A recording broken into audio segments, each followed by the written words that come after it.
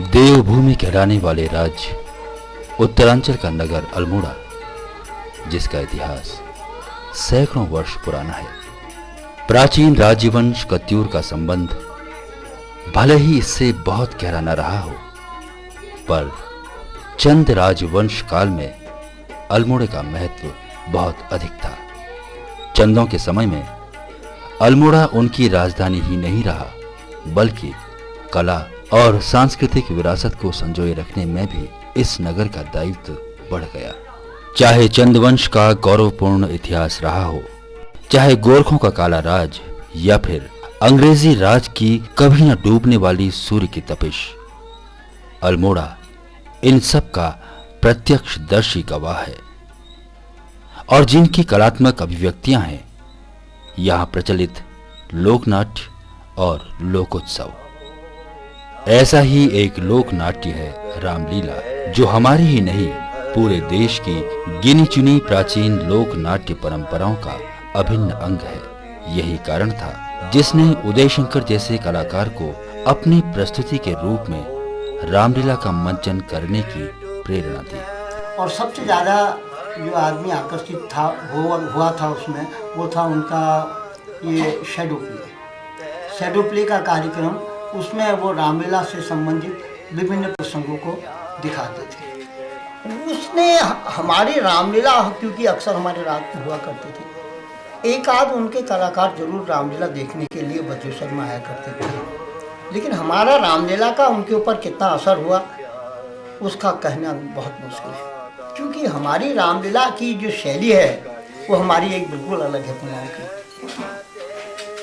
मतलब उसको हमारे रामलीला की और उनकी रामलीला तुलना करना तो बहुत मुश्किल बात है।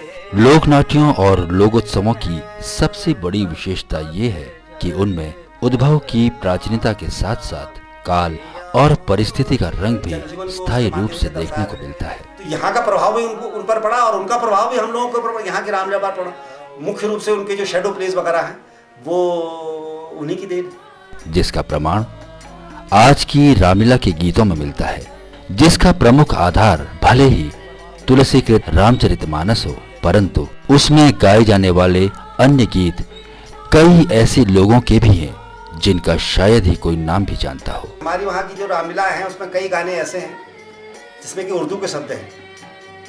अरे रावण तू धमकी दिखाता किसे, तुझे मरने का खौफ खतर ही नहीं। ऐसे कई एक गाने हैं रामलीला में। बढ़ती जनसंख्या और स्वाभाविक विघटन ने यहाँ कई जगह की रामलीलाओं को जन्म दिया, जैसे सरकार की आली, दुगाल खोला, ढूंगा धारा, पोखर खाली और कर्नाटक खोला की रामलीला, जो अल्मोड़ा नगर की नवीनतम रामलीलाएं हैं। शुरुआत में काफ़ी समस्याएं आती हैं रामलीला को आयोजित करने में, लेकिन यहाँ के युवाओं ने, इस क्षेत्र के सभी लोगों ने बहुत बेहतरीन हमें सहयोग दिया। पारिवारिक रूप से पांडे खोला की रामलीला से जुड़े हुए थे हमारे दादाजी, उसके बाद हमारे चाचा जी, फिर मैं, मेरे छोटा भाई सुनील। तो हम लोग पारिवारिक रूप से पांडे खोला की रामलीला से जुड़े हुए थे, लेकिन हम देखने के लिए लक्ष्मी भंडार हुक्का क्लब, नंदा देवी, मुरली मनोहर, यहाँ रामलीलाएँ होती थी तो यहाँ अक्सर जाया करते थे। लेकिन ये लगा कि जो रामलीला का स्तर हुक्का क्लब ने मेंटेन किया था वो आज भी बहुत बेहतरीन है, और हम प्रयास कर रहे हैं कि हम भी लक्ष्मी भंडार हुक्का क्लब की तरह ही अपने क्षेत्र में बेहतरीन रामलीला करने का प्रयास करें। अभी हमने नई अपनी पुस्तक भी निकाली है जिसमें सभी का मिश्रण है। लगभग 2 माह हमें इसमें लगे और सभी स्थानीय लोगों के सहयोग से और कुछ अनुभवी लोगों को हमने साथ लेते हुए उस पुस्तक को निकाला है। डायलॉग्स में प्रॉब्लम आती थी या राधेश्याम हमें एकत्रित करनी पड़ती थी, आज हमने वो स्थिति समाप्त करते हुए लगभग एक संपूर्ण पुस्तक निकाली है। शुरुआत में कठिनाइयों के बाद अब काफ़ी आनंद आता है, लोग काफ़ी जुड़े हुए हैं हमसे और बहुत बेहतरीन यहाँ पर मंचन बच्चों द्वारा आयोजित किया जाता है, क्योंकि बेसिकली यहाँ पर बच्चे जुड़े हुए हैं हमसे, युवा लोग काफ़ी जुड़े हुए हैं। देखिए, ये रामलीला विगत 3 वर्षों से सफलतापूर्वक हमारे ग्रामवासियों के द्वारा की जा रही है। और इसमें सर्वप्रथम प्रयास तो रहा है कि महिला मंगल दल का, जिन्होंने इसको आरंभ करने में बड़ी भागीदारी की है। यूँ तो यह एक सपना ही था कि क्या दुगाल खोला में भी रामलीला हो सकती है, लेकिन यह बड़ी अच्छी पहल थी और उसके बाद हमारे नवयुवकों ने लगातार इसमें सहयोग दिया और हम आज तीसरे वर्ष में प्रवेश कर रहे हैं। प्रत्येक ग्रामवासी के द्वारा, जितने भी हमारे यहाँ पर बच्चे हैं उनके द्वारा, और जितने परिवार यहाँ पर रहते हैं, चाहे वो यहाँ से परिवार मतलब निवासित ना हो, किराएदार हों, उनसे भी हमें पूरा सपोर्ट या सहयोग हमें मिलता रहता है। इसके विपरीत सबसे प्राचीन रामलीला है बद्रेश्वर की, जो परिस्थितिवश नंदा देवी मंदिर में 5वें दशक से मंचित होती आ रही है। नंदा देवी में स्थान की याद नहीं है मुझे। कुछ टाइम पर फिर बद्रेश्वर में घेपला चला ना, तो 2-3 साल यानी 4 साल बंद रही रामलीला। उसके बाद फिर यहाँ शुरू हुई, वो घेपले में फिर बंद रही होगी रामलीला। फिर यहाँ कुछ लोगों ने जोर लगाया, फिर यहाँ सब होने लगी हुई। ये मुझे लगता है कि लगभग 23 या से 25 साल पुराना फ़ोटो है। एक दिन मुझे स्वर्गीय श्री भुवनचंद जोशी, जिनका दूसरा नाम कलाकार से भी जो फेमस है, उन्होंने मुझे बुलाया, और साथ में स्वर्गीय श्री जगन्नाथ सम्राल जी, वो मेरे गुरु भी रहे हैं। तो उन्होंने मुझे तालीम दी, तो मैं उस तालीम में पास हुआ। मुझे नहीं पता कि मैंने कैसा गया उस वक्त। तो वो पहला साल मुझे सीता का कैरेक्टर दिया गया। हमारे पिताजी ने कम से कम 40 साल तो खेला ही होगा, रावण का अभिनय किया होगा। उसके बाद आखिरी पार्ट उनका 72 सन में नंदा देवी में हुआ।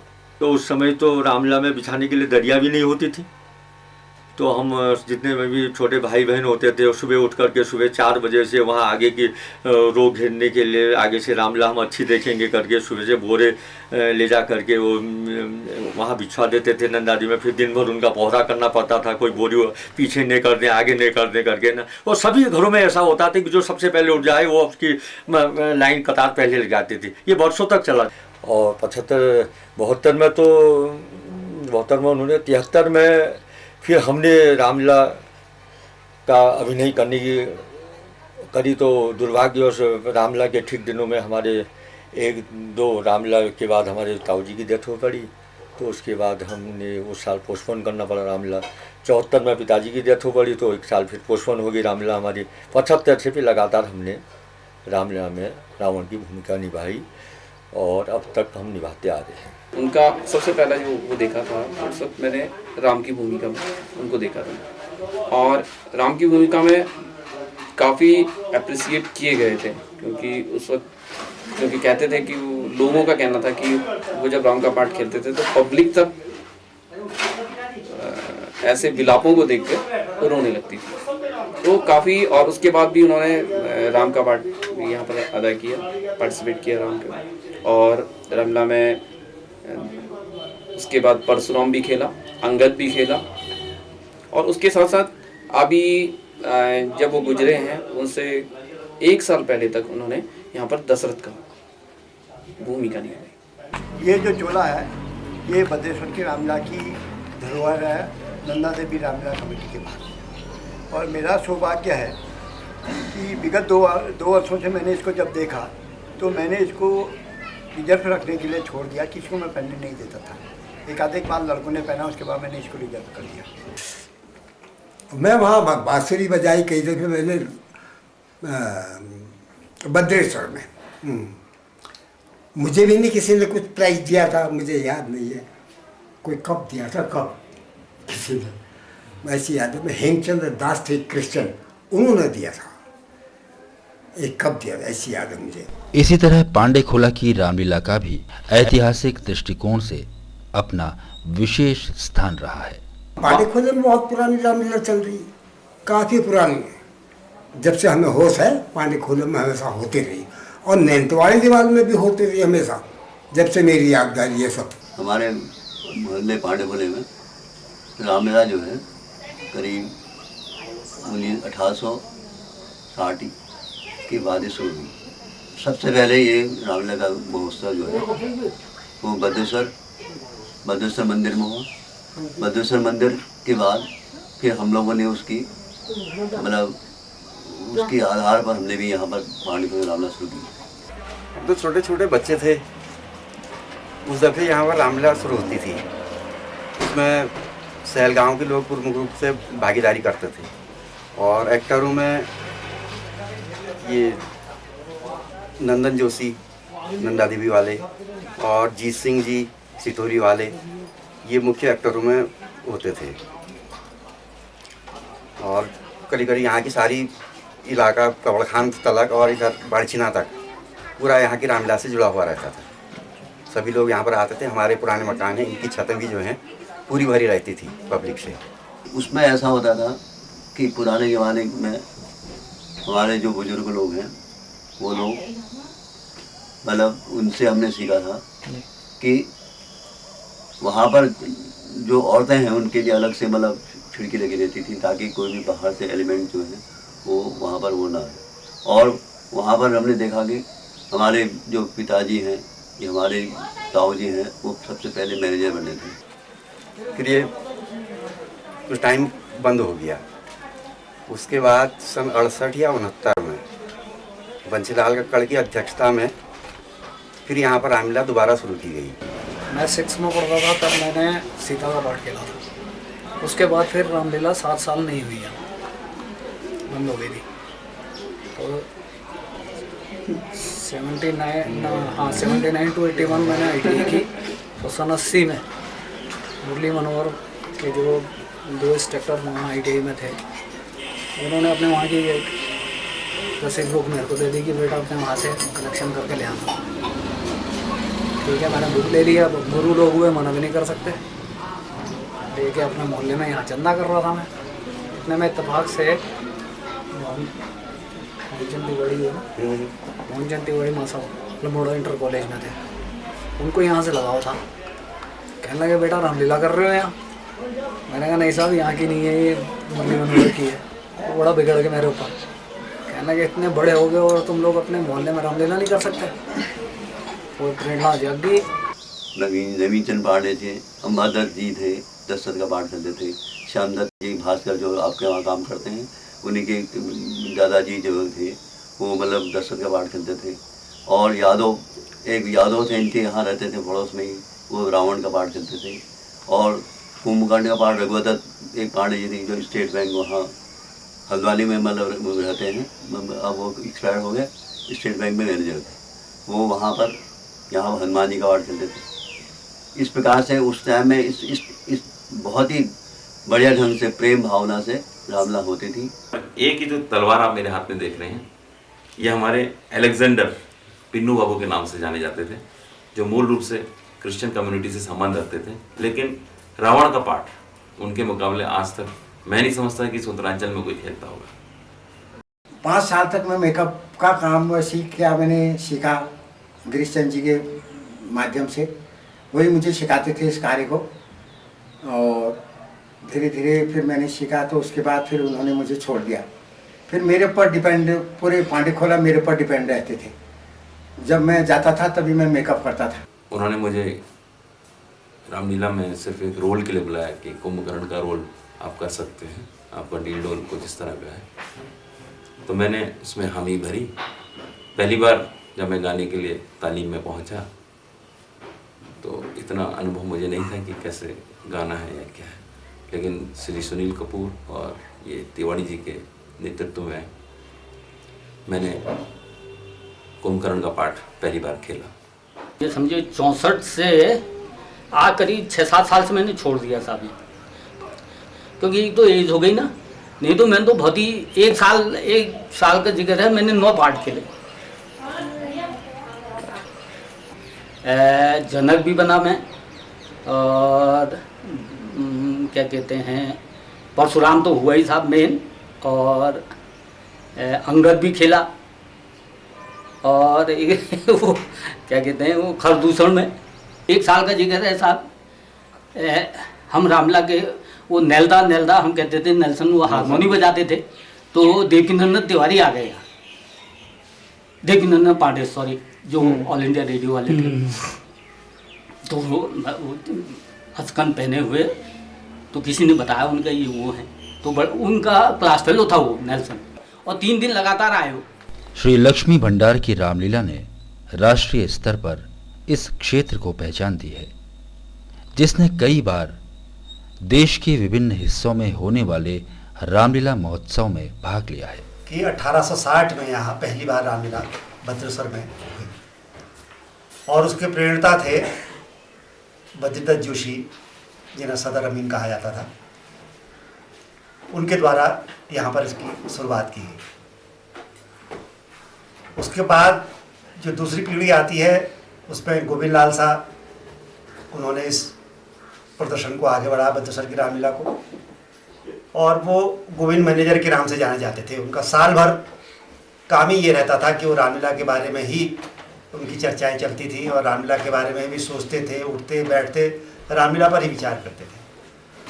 उसके बाद फिर सन 47-48 के आसपास जो है वो भद्रेश्वर में कुछ व्यवधान आया और 2-3 साल रामलीला नहीं भी हुई, और उसके बाद वहीं के जो कलाकार थे उन्होंने नंदा देवी में उस रामलीला को वो लोग ले गए और वहाँ उसका प्रदर्शन हुआ। भद्रेश्वर में जब रामलीला होती थी उसी के साथ साथ ही पांडेखोला में भी रामलीला होती थी। पांडेखोले की रामलीला भी उतनी ही प्राचीन मानी जाती है, और नारायण तिवारी दीवाल की रामलीला भी काफ़ी प्राचीन मानी जाती है एनटीटी की। और उसके बाद फिर पोखरखाली में रामलीला शुरू हुई, जाखन देवी में रामलीला शुरू हुई, मुरली मनोहर में रामलीला शुरू हुई। उसके बाद हमारे हुक्का क्लब में सन 78 से हुक्का क्लब में बराबर रामलीला का प्रदर्शन हो रहा है। पिछले साल हम लोगों ने इसका सिल्वर जुबली बनाई थी, 25 वर्ष पूर्ण हो गए थे। इतनी लंबी लोक नाट्य का पूर्वाभ्यास छोटा कैसे हो सकता है? यह मान्यता है कि वर्ष का आधा भाग रामलीला के माध्यम से श्री राम भक्ति और शेष आधा भाग होली गायन के माध्यम से श्री कृष्ण भक्ति के लिए समर्पित हुआ करता था। आज भी पूर्वाभ्यास लगभग 2 महीने तो होता ही है।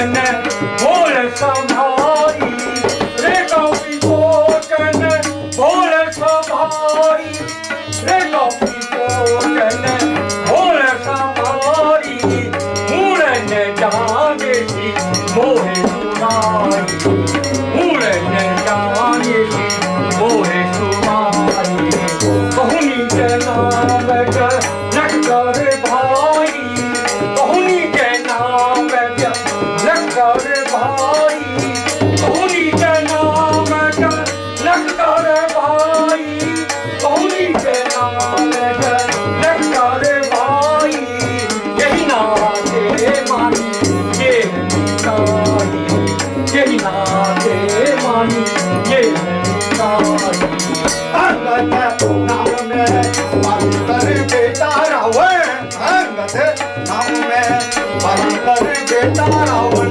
अंगद नाम में बालिकर बेटा रावण अंगद नाम में बालिकर बेटा आसो कब भई नहीं बेटा आसो कब भई कौन से मारी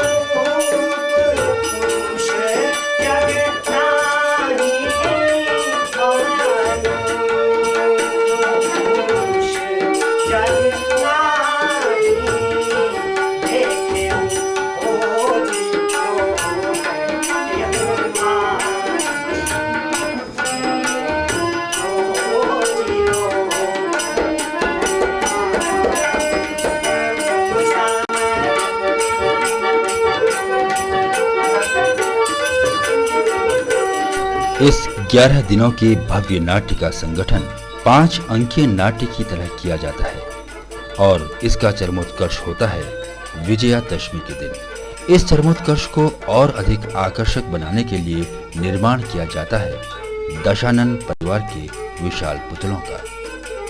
ये परंपरा भी मंचन का ही मुख्य भाग है। 2 जगह जहाँ तक मैं समझता हूँ, जहाँ तक मेरी जानकारी है, 2 जगह ये पुतलों का निर्माण शुरू हुआ है। एक तो लाला बाजार में और दूसरा जौहरी मोहल्ले में। जो मेरी याददाश्त है। जौहरी मोहल्ले में भी काफ़ी पहले, मतलब हमको अपने छोटे बचपन की याद है, वहाँ भी इसका पुतला बना करता था और रावण का पुतला बना करता था लाला बाजार। इतना बड़ा दशहरे का महोत्सव लोग दूर दूर से देखने को आते हैं, उसका जरा स्वरूप में कुछ नयापन लगे, अच्छा सा लगे। पहले रावण का पुतला होता था या जिसके भी पुतले बनते थे, उन पुतलों को जलाने के लिए उनको जलाया नहीं जाता बल्कि उनकी चीर फाड़ की जाती थी। वो पराल जो था जलता ही नहीं था, दूसरे तीसरे दिन तक जलता रहता था। अब ऐसा होता है कि हमारा जैसे हमने तालिका का पुतला बनाया, तो इस पुतले को जलने में एक सुंदरता अलग ही झलकती है, क्योंकि ये खोखला होता है और कागज वागज लगा रहता है, तो कुछ ऊपर के हिस्से खुले, आँख जैसे मुँह है, आँख है, ये खुले होते हैं, तो अंदर जो इसके हम वो कार्बन वार्बन जो डाले रहते हैं वो जल निकलता है, तो सबसे पहले तो मुँह से एक अच्छी सी लौ निकलती है, तो एक अच्छा सा लुक, पुतले का लुक जो है वो अच्छा सा लगता है। इन पुतलों को शहर के मुख्य मार्ग से ले जाते हुए पुतला दहन स्थल तक ले जाया जाता है और फिर आरंभ हो जाता है सारी राक्षसी प्रवृत्तियों का दहन।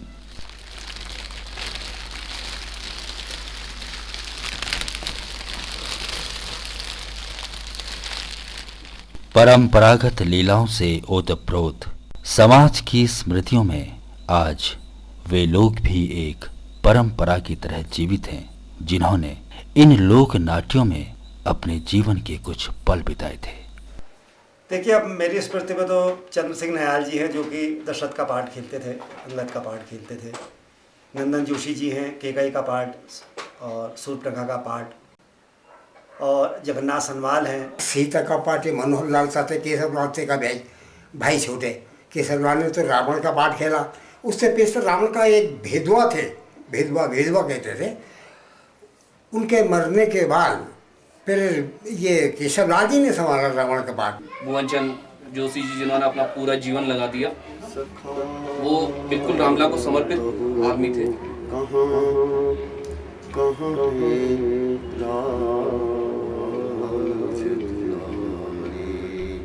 कहाँ है राज